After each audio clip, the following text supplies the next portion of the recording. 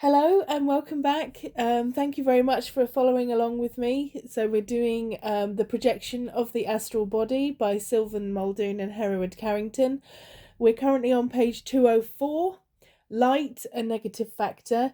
I'd just take this opportunity shortly to say thank you very much for subscribing to my channel. I do appreciate you very much. I am hopeful to go live once I've reached that 1,000. To read along and perhaps have a discussion about the context of the books at some point. It seems like a long way off, but I will keep going just to see whether I can get there. But anyway, let's get going. Light, a Negative Factor, page 204. The astral body will separate from the physical with much greater ease in total darkness. Although light has a tendency to bind the astral to the physical more securely, it is true that projection can be accomplished regardless of this fact, but as a rule, only the most advanced student will be successful in doing so. Perhaps, knowing this, you may believe it best to attempt development in total darkness, and it is true that many occultists advise this, but, for my part, I should never offer such advice, for there are many reasons why total darkness is not the most suitable condition for the amateur. Perhaps you'll say, "Oh yes, I know why. It is because one wouldn't be able to see if one were exteriorized."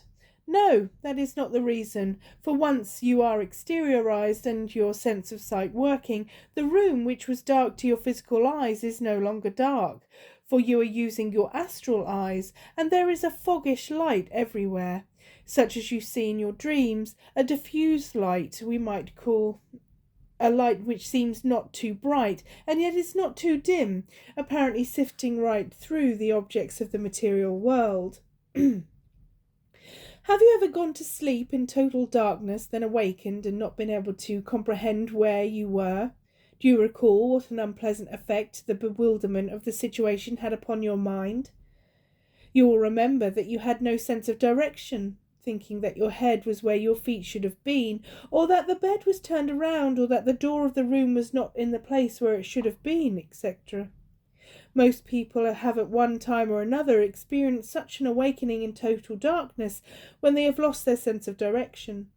One friend told me that he awoke one night in total darkness and tried to find the door of his room, and that he was so bewildered that he went in a direction directly opposite to where the door really was, and ran into the dresser.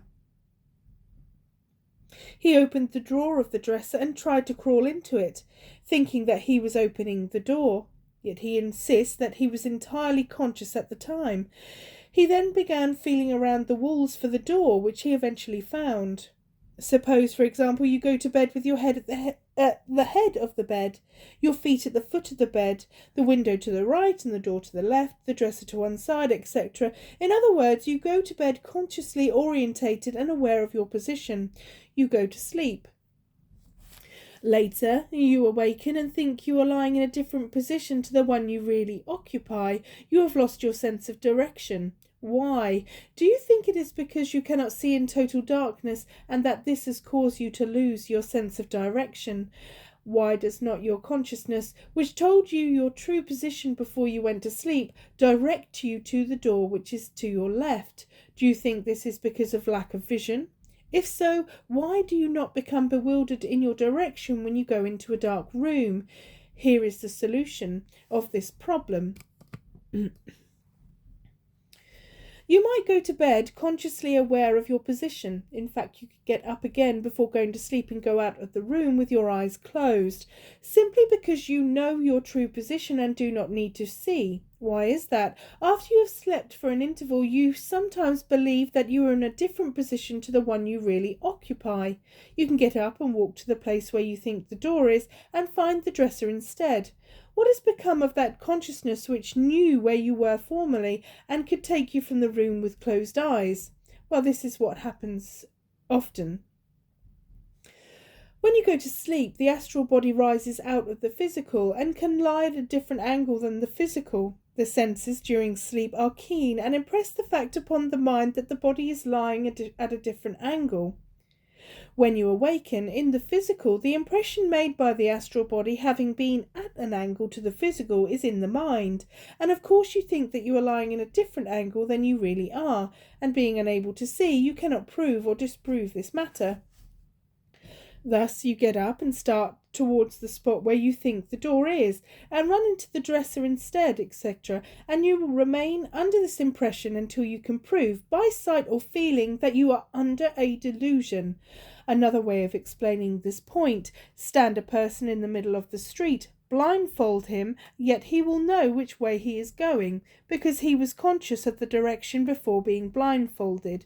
He does not have to depend upon his sight, he knows. But blindfold him and whirl him around, and he will lose his sense of direction. And that is how the movements of the astral body during sleep can cause the subject to think that he is in the physical where he was in the astral. While sleeping in total darkness, we are liable to awaken, thinking we are in a different position to that in which we really are, and give the matter no thought and go to sleep again. If one in this condition of mind, thinking he is in a different position to the one he really occupies, has an extensive projection, and suddenly something happens which starts the astral speeding back to the physical, the subconscious will land the astral body at the spot where the subject thought he was, and not directly into the physical mechanism. Should a falling dream accompany the fall of the astral body, the subject will think he has been smashed into pieces and have a terrible nightmare. Before the subconscious mind can disregard the suggestion which it took from the conscious mind and realize the fact within itself that the conscious suggestion was a mistake and that the unusual, but the mind can actually delude itself and can work within itself as it were. No one knows positively what the mind can do. I believe there are a few cases on record where persons have experienced falling dreams in which they were smashed into pieces and hitting the ground. I have experienced a few of these particular dreams myself, and attribute the causes to what I have just pointed out. Still, another undesirable result of developing into total darkness is a sort of reluctance into the subject's mind, and this is markedly true if he has ever undergone the terrifying experience of having a violent repercussion in total darkness. With his sense of direction missing, if there is anything which is truly unnerving, it is to experience a violent repercussion accompanied by a terrifying dream, and then be unable to see or realize one's true place of reclination after becoming conscious. My advice, especially to the beginner, and more especially to the subject of high nervous temperament, is always to permit enough light to enter the sleeping chamber so that you can immediately discern your true position in relation to other objects in the room the instant you awaken. That's correct. That is, I have that actual method. Sorry for me to interrupt. The actual method of putting something that is familiar to you in a different place in your room is something that I have tried, and it is successful. I tried it without, and I was very disorientated, and wish I had put the thing in place, because I felt unnerved and I didn't know what was going on. Because everything looked exactly the same as when I started my method to astral project. What happened is that because I hadn't put an object anywhere that was different to what it would normally be seen as, I immediately frightened myself and it drew me back. So from then on, I have always took an object which I know that is mine and is owned by myself, and I've put it in an unfamiliar place in my room, so that I can associate with it when I'm in this situation, because I came very close to a situation where I was in the astral plane in my room, and I got out of my bed.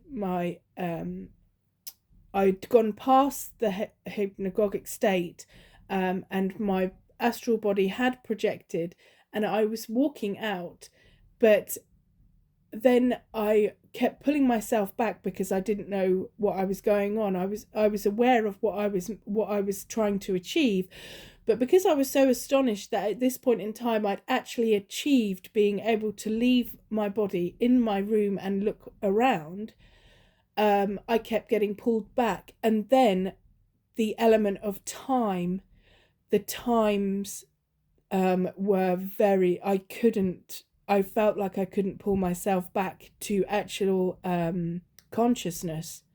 So I was pulling myself, and there was something very relevant to the time. It seemed like it was almost like a Groundhog Day, and it went 3 times. 3 times I tried to come back, and that's was when I started to look into the more effects on the brain when it comes to astral projection.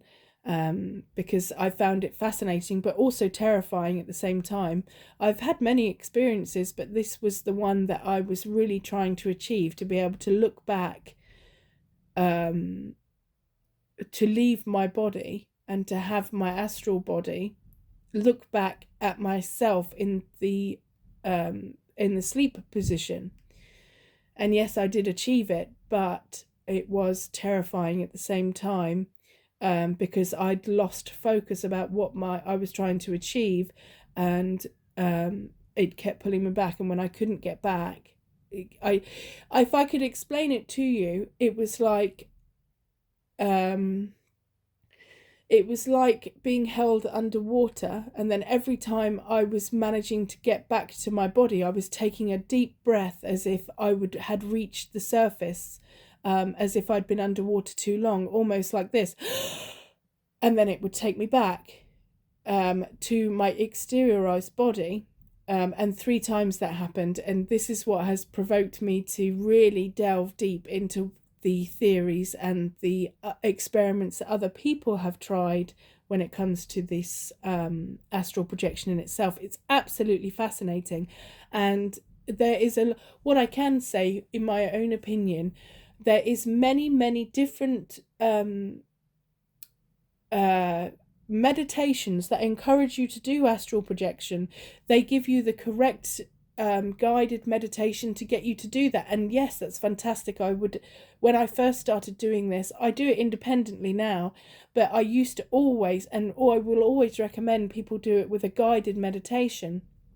However, when you start to stray off and do it on your own without the guided meditation, and to do it in silence, where you're completely within yourself, and my goodness, it is a leap.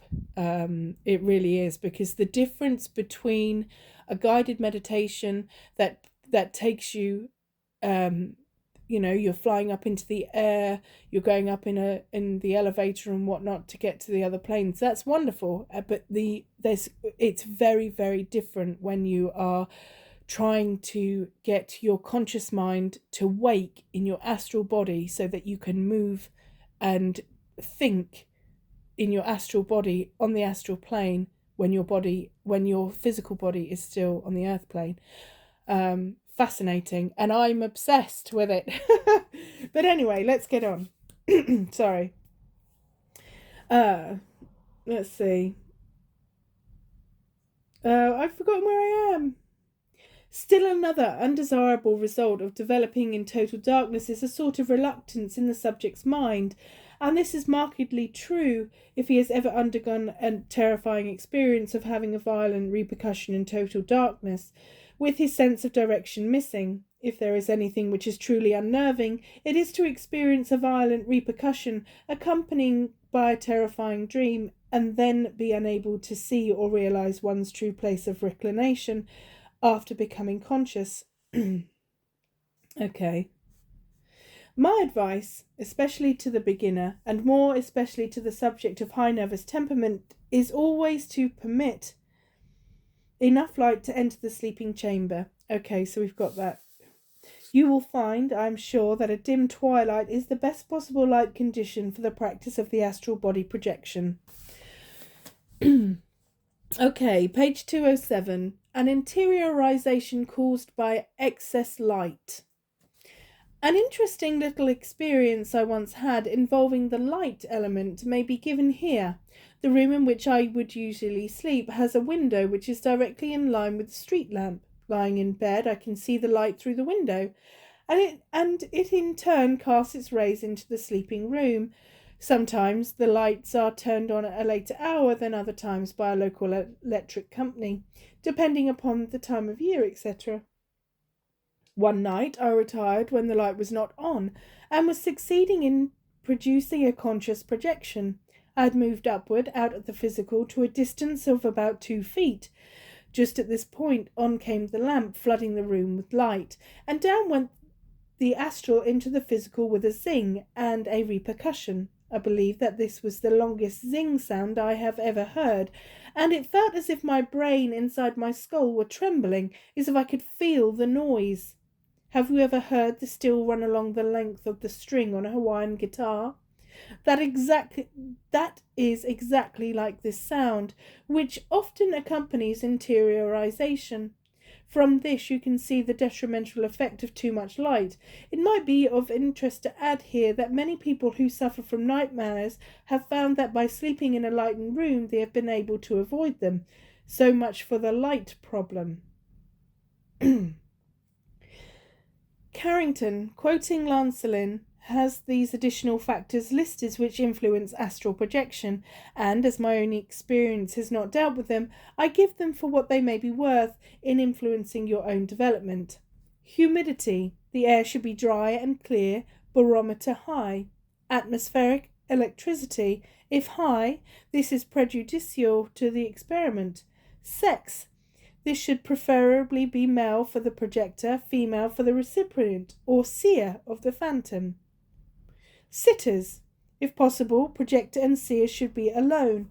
What has been stated concerning sitters is only of interest when the experiment is undertaken in collaboration, that is, when one is attempting to appear to a seer, or where the subject believes that the presence of some sympathetic friend at his side would be beneficial to his success.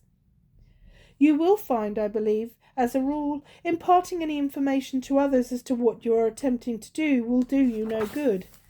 About the only time when others can be of assistance, unless they are mediumistic, is when they are asleep. It reminds me of saying, "You're a good boy, Johnny," when you're asleep. I cannot attempt to explain why the presence of others sleeping near the projector seems to give him strength, but I know positively that it is a fact, and I also know positively that the presence of others awake and near the projector, unless mediumistic, tends to exert a repelling force to projection, regardless of how quiet they may be. Telepathic repercussion, page 2808. Here is a little experiment which I first came upon by chance, then tried it intentionally on 2 different subjects, and attained similar results. One lazy afternoon, my brother, who was then 12 years old, was lying upon the bed, intending to take an afternoon's nap. I thought I would follow his example and lay down beside him. There was a space of about 1 foot between us, and we both were dozing off to sleep. I, thinking of astral projection unconsciously, not intending to project, but just thinking in a relaxed condition of mind of that seeming miracle which I had so often experienced. My mind was far from tense, far from thinking of the one who lay beside me. I recall that I was just thinking how the astral body moves out of the physical in a casual manner. Thoughts relating to the phase naturally followed one after the other. Then came the thought of how the body often repercussed, and no sooner had the thought entered my mind than my brother had a violent repercussion. If this had happened but once, we might call it coincidence, but when it happens repeatedly, there is some foundation for the belief that the mind of another person can influence the movement of the astral body. So, in order to see if this occurrence were mere coincidence, I tried the same arrangement again, and procured the same result. Then I tried a variation of the arrangement, using mental effort. I would lie down beside my brother about the time he was ready to go to sleep, and by an effort of will I would try to bounce the astral body back into the physical, after forcefully suggesting in my mind for some time that he was out of coincidence. But this did not work. The forceful conscious thoughts did not have the same effect as the casual and calm, I might say unconcerned, thoughts of projection of repercussion. I have tried this same experiment on 2 friends since, and have found the result to be the same. Casual and calm thoughts of separation and repercussion produced repercussion, while willful and tense thoughts had no apparent effect. It is possible that the subject, while going to sleep, was in a receptive mood, and that the rising of the astral body into the zone of quietude, being in harmony with the thoughts and issuing from my mind to that effect, brought about an attunement in which the mind in the astral body received the impressions from my mind by telepathy, and that when my thoughts turned to repercussion, the astral body would fly back into the physical. I am firmly convinced, for my part, that almost any 2 people can produce this repercussion by doing exactly what I have said, and the subject attempting astral projection wishes to have some sympathetic friend to try and assist him. I believe that this would be the best possible exercise to attempt first, as it registers, we might say, when the minds are in attunement, and thus the 2 are able to find the route to be more extensive experiments. I will give the exercise again, precisely as it should be followed. The subject and his helper should lie side by side upon the bed, or wherever the experiment is to be tried. It is best to attempt it at night, when one really intends going to sleep. The subject must not think of what is going to be done, merely going to sleep in a natural way. The assistant centres his mind upon the fact that the astral body of the subject is rising out of the physical body. There must be no tension in the mind. There must be no tension in the mind of the assistant. He must merely visualize, in an unconcerned manner, the astral body of the subject moving out of the physical to a distance of 3 or 4 inches, just as the subject is rising to sleep. He must not try to force the thought, allowing the vision to bring its own relative thoughts, which concern the astral body, and eventually the thoughts of repercussion. At this last thought, the subject should repercuss. Those who are interested in things occult will find that they will have little difficulty in producing this.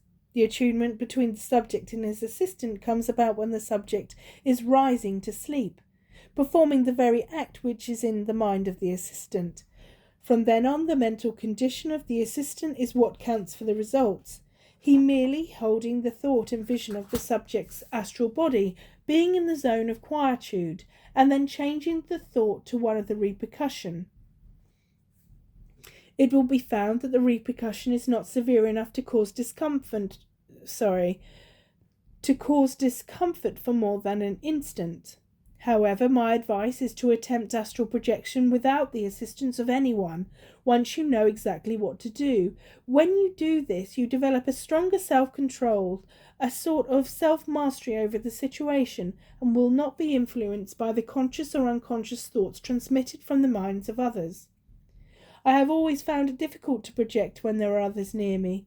One of the first thoughts one has, when he becomes conscious in the projected astral body, is of the physical body. When one is projected, the very first thing he does, when he senses anyone moving near the spot where the physical body lies, is to interiorize. In fact, that is what I have always done, and I believe that any truthful projector will admit that he has a mistrust of anyone who approaches his physical body while he is projected. For many years I would never attempt a projection unless I were in a locked room, and I have found that in doing so I gained an inner sense of security. You will find it to your advantage to try this. If it is necessary for you to have a seer partake in the experiment, let the seer stay in the room next door, and have it understood by everyone that they are to keep hands off, even go as far as Christ went when he said to Mary, "Touch me not." Perhaps you did not understand the significance of this, or why one should go to such extremes, but if you ever experience a conscious projection, all these seeming irrelevancies will be self-evident to you. Do not talk to others of what you are trying to accomplish.